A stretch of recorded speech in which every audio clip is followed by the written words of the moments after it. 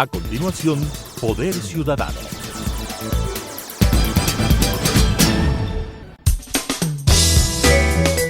Clasificación B, bajo supervisión de un adulto.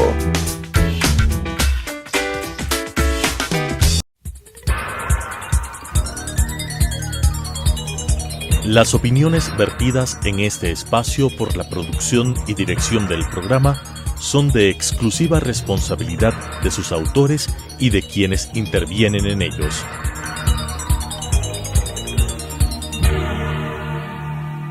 Telesucesos Canal 29 UHF presenta Poder Ciudadano, una ventana construida desde la visión plural ciudadana para la expresión de sus anhelos, demandas y aspiraciones, con la conducción del doctor Patricio Picón. Poder Ciudadano. Cordiales saludos. El programa Poder Ciudadano tiene esta noche el alto honor de contar con una invitada especial. Se trata de la doctora Gabriela Begdach Izquierdo, una profesional en el derecho que ha hecho especialidad en materia de lo que tiene que ver con la defensa de derechos humanos, de los derechos de las mujeres, de los derechos de los niños, niñas y adolescentes. Y precisamente hace pocos días celebramos el Día del Niño. Gabriela, tras darle la más cordial bienvenida a este programa de opinión, quiero consultarle cómo ve una joven profesional del derecho la situación real del manejo de los derechos de la mujer en el Ecuador. Muchas gracias, Patricio, muchas gracias y buenas noches a la audiencia. Sí, efectivamente, el tema de los derechos de las mujeres en el Ecuador está todavía bastante atrasado. Realmente tenemos mucha violencia hacia las mujeres en todos los ámbitos. No solamente intrafamiliar. No solamente intrafamiliar, tenemos también violencia en lo laboral, que es lo económico, porque finalmente todavía tenemos empresas que pagan mucho menos a las mujeres que a los hombres. Entonces eso también es una violencia económica. En igualdad de condiciones. En igualdad pagan de menos. condiciones. En igualdad de condiciones se pagan menos. Todavía existen empresas que es así. En el ámbito social, efectivamente, también hay mucha discriminación y violencia hacia las mujeres. Y ni se diga también, y eso es el tema que yo quisiera comentar, en el ámbito educativo. Vamos a eso después de un instante. Pero ¿usted cree que esta situación marca algo ya regular en el Ecuador o es un problema de la región o es un problema de América Latina? Siempre hay una diferencia clara con el primer mundo, con Europa, con Norteamérica, pero ¿cree usted que esto está mucho más acentuado en el Ecuador, el maltrato a la mujer? Sí, efectivamente creo que es un tema regional, como usted lo acaba de mencionar. Realmente en América Latina está instaurado el tema del machismo, el tema de la violencia en contra de la mujer, la discriminación. Esto tampoco quita que en el resto del mundo también pase lo mismo. No porque sea los Estados Unidos, Europa, eso significa que no se da. Sí se da. Creo que podría ser en ciertos países en una menor cantidad, pero igual se da. O sea, realmente el tema del machismo está instaurado en nuestra sociedad. Yo diría que el tema del machismo hace parte de la cultura de esta zona del mundo. Ahora bien, en el caso de niñas, niños y adolescentes también se ve un trato discriminatorio, un trato inadecuado. ¿Cómo ve usted la situación de niños, niñas y adolescentes? Es preocupante en nuestro país porque efectivamente no existe una capacitación adecuada hacia el personal que está al manejo y a cargo y a la protección de los niños, niñas y adolescentes. Es ahí donde se vulneran sus derechos y especialmente también es a las niñas y a las jóvenes, a las adolescentes, a las personas a las que más se les vulnera, también por su condición de género. Entonces, tenemos un problema de capacitación donde también está involucrado el machismo y entonces afecta a toda a este grupo etario que es prioritario de acuerdo a la Constitución, que tienen sus derechos prioritarios, pero lamentablemente por la falta de educación, por la falta de capacitación hacia el personal que está a cargo de esto, se vulneran mucho sus derechos. Usted topa temas de fondo, lo que hace relación a la falta de educación, a la falta de capacitación. Estas son responsabilidades primarias del Estado. ¿Dónde están las fallas? Realmente es una responsabilidad de toda la sociedad. Sí, efectivamente también del Estado, pero la sociedad también. Y partiendo del Estado, entonces usted aborda que se trata de una responsabilidad de todos. Por supuesto, porque yo diría que todas, la sociedad, a través de sus fundaciones, a través de sus conglomeraciones, a través de hasta de las mismas universidades, tiene que dar capacitación a la sociedad. Recién estuvimos en un conversatorio que está colgado en la página web del estudio jurídico al que represento, Lauden Law. Tuvimos un conversatorio y justamente una de las universidades hablaba de la capacitación que está brindando a ciertas áreas rurales de Quito, en el ámbito social, de todos los moradores, y también en el ámbito de la justicia. Y ese es un avance. Por supuesto. Ese es un avance. Y eso es un aporte de una universidad privada también. ¿Y cómo se puede lograr que todo el segmento de la educación superior también haga lo propio? Es decir, haga lo que está haciendo esta universidad, que yo no tengo ningún problema en que diga de cuál universidad estamos hablando, porque está dando un buen ejemplo. Sí, efectivamente está en este conversatorio y es, si no estoy mal, es la UDLA la que estaba manifestando que estaba dando estas capacitaciones de género en las áreas de Nayón, y no recuerdo realmente cuál es de esta otra área rural donde están dando estas capacitaciones, y es algo que lo está haciendo voluntariamente. No es que tiene una ley o algo específico que le diga, oiga, vaya, sino es su responsabilidad social. Entonces, ellos están armando sus grupos y están efectivamente dando todas este tipo de capacitaciones en género a la sociedad y también a la justicia, que es súper importante, porque justamente estas áreas rurales es donde más capacitación falta a la justicia para que pueda saber manejar de acuerdo a lo que determina la ley y los protocolos, sobre todo los casos de violencia de género, violencia sexual en contra de mujeres, en contra de menores, en contra de niños, niñas y adolescentes.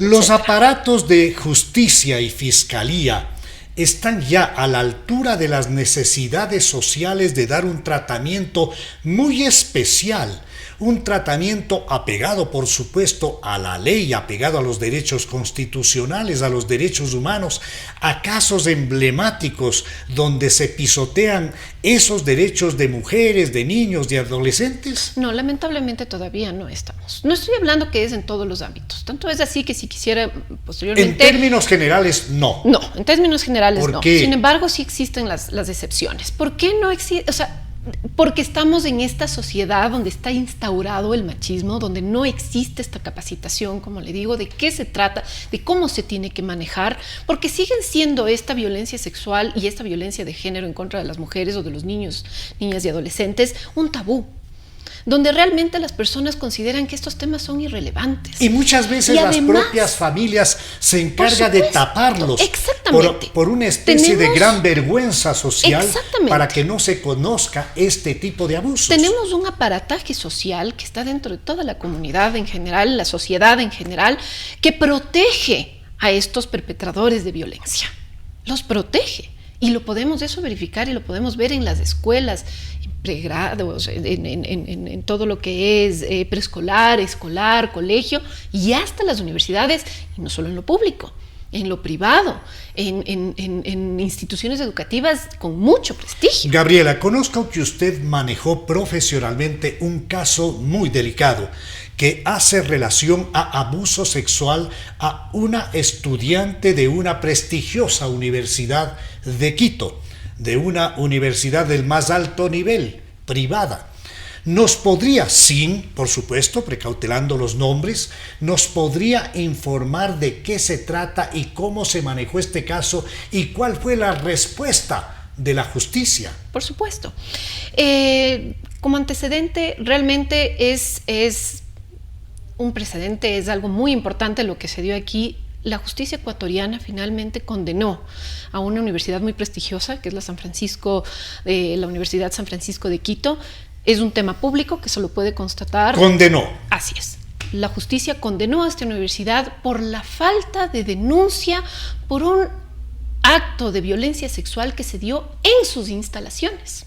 En las propias instalaciones. Así es. En el campus universitario. Así es, así es. Entonces, el antecedente es que... Refiéranos, por favor, Por supuesto. cómo se dio este caso, cómo llegó a conocimiento y al manejo profesional suyo. Perfecto. Una de las fundaciones que está a cargo de la defensa de los derechos de las mujeres en los Estados Unidos, porque hay que tomar en consideración que mi cliente es una estudiante extranjera de los Estados Unidos.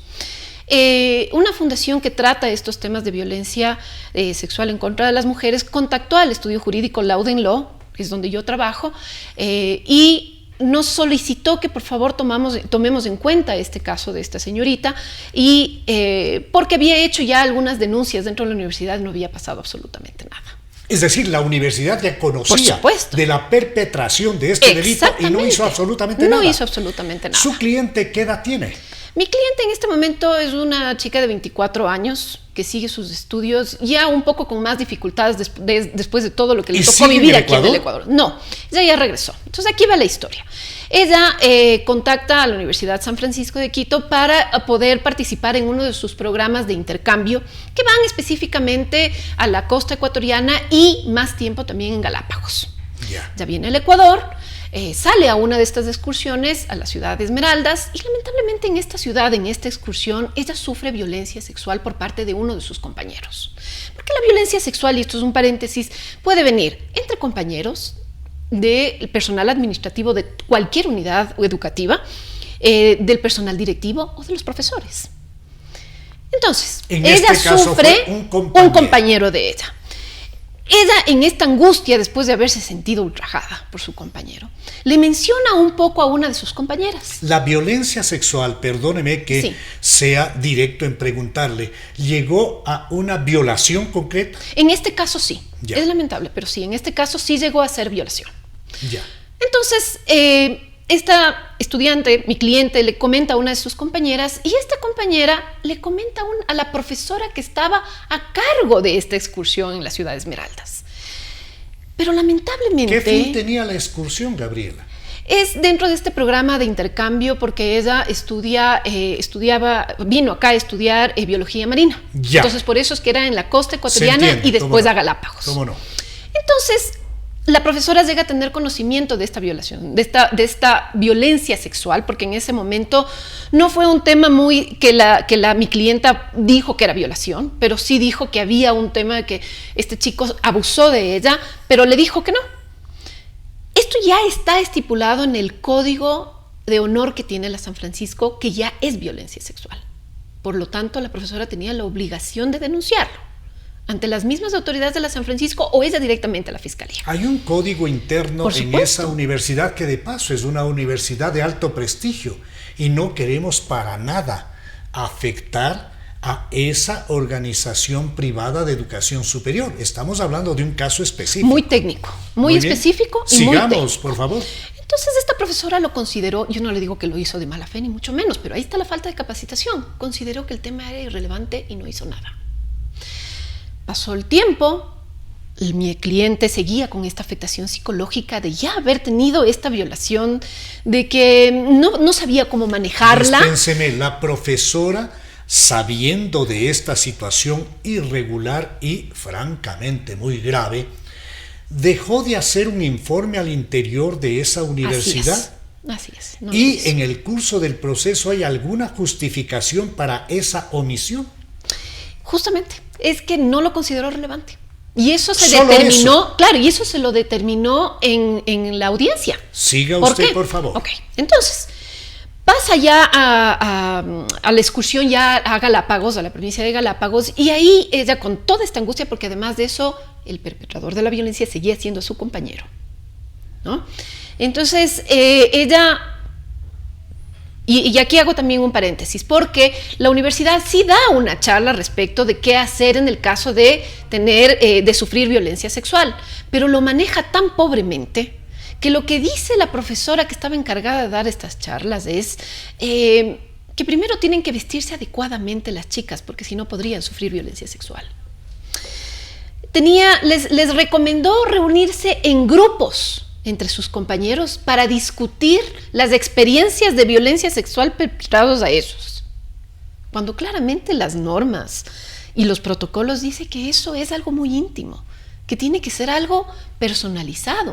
No puede pedirles a los muchachos que se reúnen en grupo a discutir de estas malas vivencias que una persona pudo haber, porque es hasta revictimizante. Un manejo que se puede entender hace un poco más de un siglo atrás, pero esto es inaceptable ahora. En este momento. Háblenos por el tema de la estrechez del tiempo, del proceso como tal, cómo se llegó a aprobar y en qué quedó una sentencia judicial. Perfecto. Rápidamente, cuando llega a Galápagos, mi cliente hace otra denuncia a una de las coordinadoras del programa y lo hace en compañía de una de sus compañeras, pero esta persona igual no supo manejar la situación y le dijo: te voy a comentar después qué es lo que vamos a hacer, y nunca llegó el que vamos a hacer. Posteriormente, cuando ya se acaba el programa y ella tiene que regresar a los Estados Unidos, tenía que llenar una encuesta donde podía ser la evaluación del programa. Ahí de la también valoración de la valoración del programa en la universidad. Exactamente. Ya. Ahí vuelve a hacer otra denuncia diciendo los comentarios: sufrí violencia y la denuncié y no hicieron nada. Tampoco fue relevante. La estudiante extranjera ultrajada denunció en 3 oportunidades. Ya le voy a decir la cuarta. La una en Esmeraldas, la otra en Galápagos y una tercera cuando está ya en su país, en Estados Unidos. Exactamente. Y posteriormente, como no recibe ninguna retroalimentación respecto de todas estas denuncias, termina diciendo a su universidad de origen en los Estados Unidos: me pasó esto, la universidad no hizo nada. Y entonces ahí una ONG toma contacto con su estudio jurídico y le encargan el caso. Exactamente. ¿Qué ocurrió en el caso analizando el tema, porque ya no se podía hacer nada respecto del tema penal, porque ya obviamente el perpetrador, por la negligencia de la universidad, se fue del país. Entonces, nosotros decidimos plantear una demanda de daño moral. ¿Por qué? Usted, como lo sabrá, el daño moral es un acto antijurídico, un acto que va reñido contra la ley y que afecta a un tercero. ¿Cómo no? Entonces, en este caso, la universidad tiene 4 leyes que le obligan jurídicamente a realizar denuncias ante la Fiscalía cuando existen casos de violencia sexual dentro de sus instalaciones. Y no hizo nada. Y no hizo absolutamente nada después de todos estos conocimientos, porque es más, la Universidad de los Estados Unidos, como le dijo, también le dijo, y sin embargo la universidad decidió hacer una investigación interna. Este juicio por daño moral, ¿qué tiempo le tomó? Bueno, empezamos en el 2019, a finales del año 2019, primero con las declaraciones justamente de la víctima y de la testigo que dijo que sí, que efectivamente se hicieron las denuncias. Posteriormente, lamentablemente, ya vino la pandemia y un poco se retrasó. Pero empezamos en el 2019 y terminamos con esta sentencia en abril de este año. Y es una sentencia favorable. ¿Qué es lo que le dice? Exactamente la sentencia. Le voy a dar lectura en una parte muy pequeña y concreta. Dice, adelante. Hechos o actos ilícitos son los contrarios a las normas. Se trata de acciones u omisiones que contravienen lo que dispone el ordenamiento jurídico. La omisión de denunciar por parte de la USFQ, o sea, la Universidad de San Francisco de Quito, sobre los hechos relatados por la señorita, generaron una afectación moral que son objetos de indemnización. Es decir, sí, efectivamente tiene una consecuencia jurídica. ¿Por qué? ¿Cómo lo probamos el daño? Porque se presentó en la audiencia un peritaje psicológico a la afectada, donde efectivamente determina que no solo tiene este trauma de haber sido violada, sino que también el desamparo que sufrió por parte de la universidad, que es una institución que tenía la obligación jurídica de protegerla. Sin duda, hay un evidente daño moral. Es un evidente daño. Ahora bien, ¿esta es una sentencia que está en firme, está ejecutoriada o está todavía en revisión de otro tipo de organismo judicial, de algún tribunal? ¿Cómo está el momento judicial? Esta es la sentencia de primera instancia. Efectivamente, la San Francisco apeló a esta sentencia y ahorita ya está pasando a la Corte Provincial.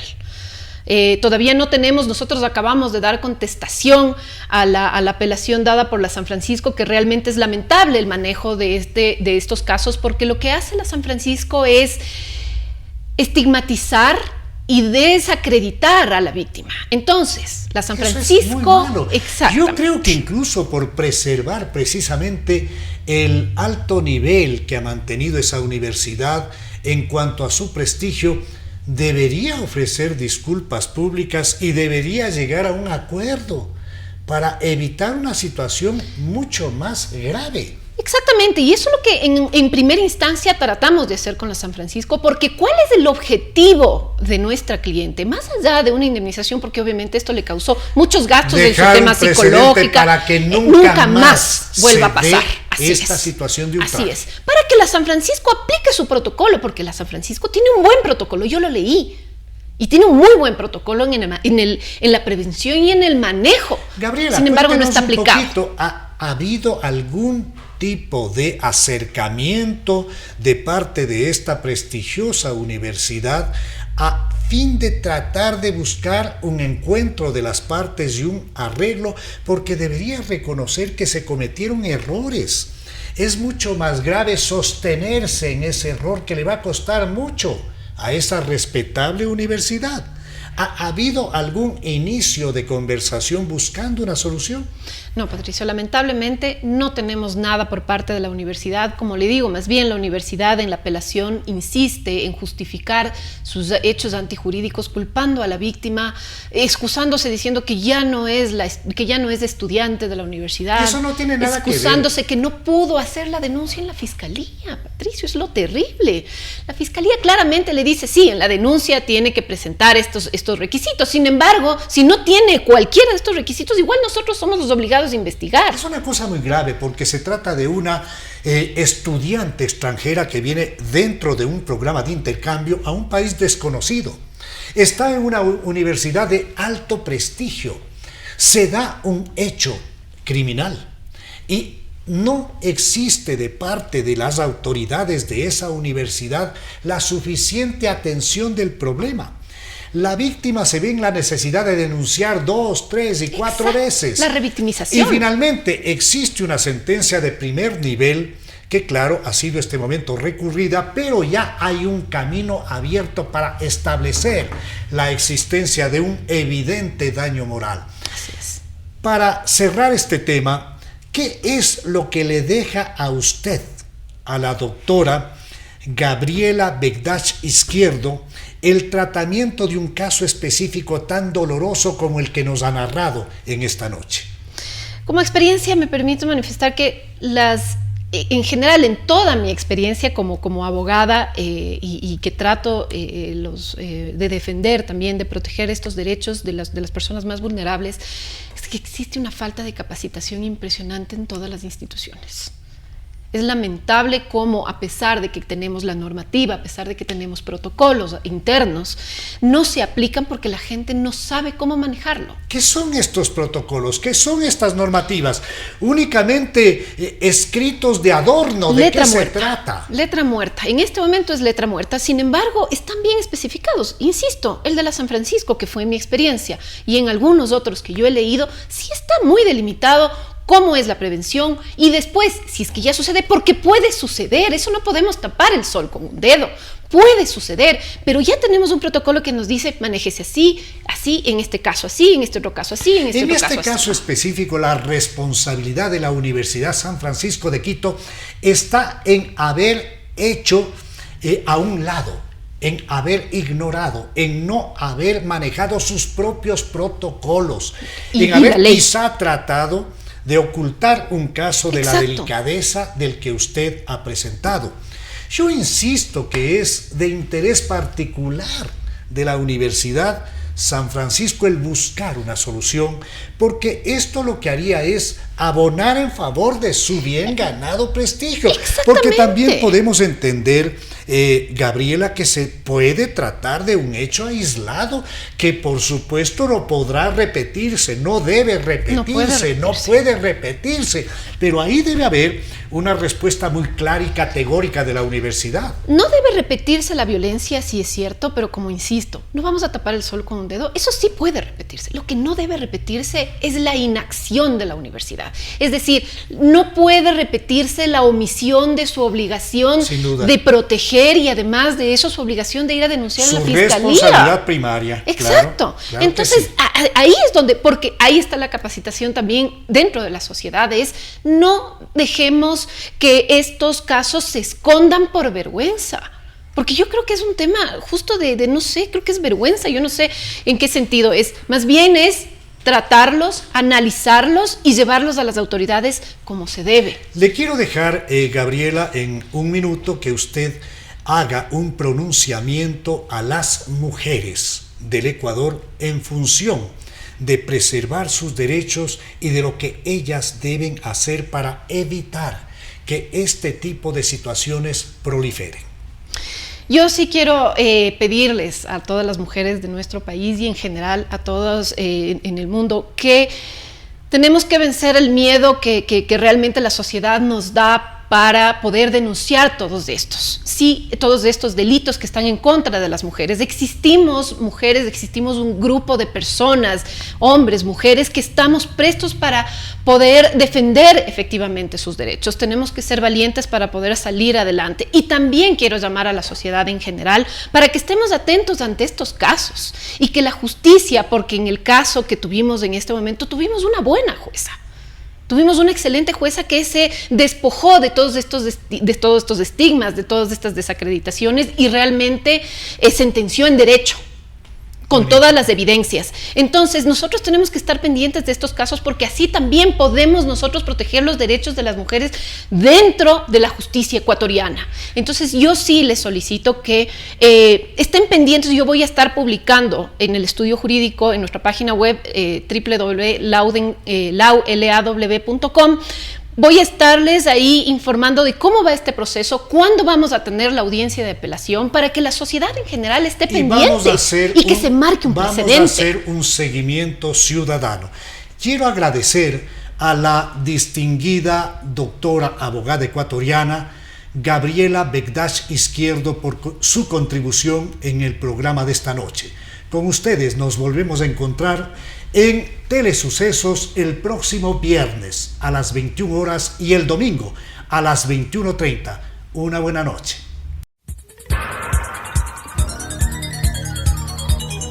Las opiniones vertidas en este espacio por la producción y dirección del programa son de exclusiva responsabilidad de sus autores y de quienes intervienen en ellos.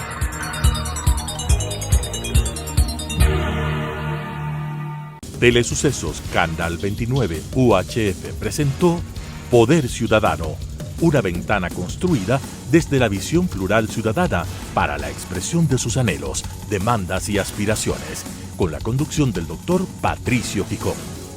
Poder Ciudadano.